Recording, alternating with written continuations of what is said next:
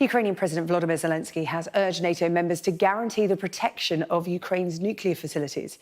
Over the weekend, Zaphorizhzhia power plant came under fire, with the United Nations atomic body warning that Russia and Ukraine are playing with fire. Well, we can get more on the situation on the ground with the former senior military intelligence and security officer, Philip Ingram. Philip, good to see you. Let's start by talking about nuclear power plants in Ukraine. We've heard a lot about Zaphorizhzhia. It's been under attack numerous times. Just how practical would it be for NATO members to protect the likes of Zaphorizhzhia? It's a good call, but totally impractical, because if we put NATO troops on the ground, they have to protect themselves. We don't know who shelled in, whether it was the Russians. The Russians accused the Ukrainians, and instantly it would bring NATO troops into direct conflict in this Russian special military operation or the Ukrainian war. And that can't happen, because that would be the start of a wider European conflict, if not World War III. What is it we're looking at here? So what we're looking at here is, this is Russian MOD footage. They're claiming these are the attacks by the Ukrainians onto the Zaphorizhzhia nuclear power plant. It hasn't been verified, and the Russian Ministry of Defence is also known as the Ministry of Disinformation in reality when we look at what they put out. The Ukrainians haven't really made a statement on this, but after this came out, this is when President Zelenskyy called for NATO to protect the area of the nuclear power plant. It's all part of... It makes no sense for Ukraine to attack it. The potential environmental runoff of an accident happening there, especially with the Dnieper River, would go on for many years after this conflict's finished. It would fit in with the Russians trying to get a false flag incident to continue to put nuclear terror on and pressure on Ukrainian people, on wider Europe, and to continue to fight the energy war they're doing inside Ukraine and with Europe.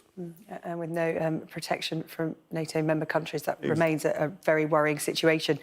Let's talk about fighting in the Donbass region. It continues. What update can you give us about what's happening there? It does continue. We've had the Russian troops move back from Kherson as they gave the ground to the Ukrainians. The Russian troops have refurbished just from there and have now moved up into the Donetsk, Bakhmut area, where the Russians for a number of weeks now have been trying to prosecute operations and attack forward. They haven't achieved very much. They want to try and capture the whole of the Donetsk Oblast so that Putin can have some form of success. It's not really going to happen. They've also moved some of the troops up a little bit further north to try and block any potential Ukrainian move through the Savatovy-Kreminna line and cut in and attack down into the Russian areas from the north there.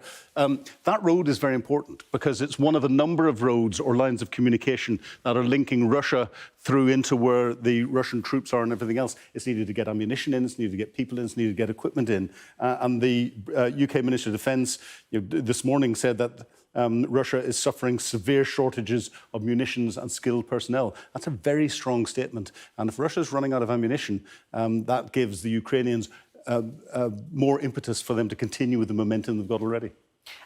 We haven't mentioned the prospect of them in a while, but peace talks are being talked about again. I mean, it's been such a rocky road, hasn't it, so far? At the beginning of this conflict, there was sort of back-channel talks going on, some high-profile talks in Turkey, and now what's happening? What's the prospect of them? There'll always be back-channel talks going on. This conflict's only ever going to end with diplomacy. However, President Zelenskyy, the Ukrainians have got the momentum at the moment. They're setting the conditions, and actually the only acceptable peace settlement for the Ukrainians will be the restoration of the pre-2014 international boundaries. Russia will not want to go that far back, so they'll keep pushing now for peace, for a time to try and get a ceasefire, to consolidate what's going on and rebuild their forces again. President Zelenskyy doesn't need to do that, but he does need to keep talking diplomacy to the international community. Philip, thank you. Philip Ingram with the latest there on Ukraine. We'll speak to you throughout the programme. Thank you very much for the update.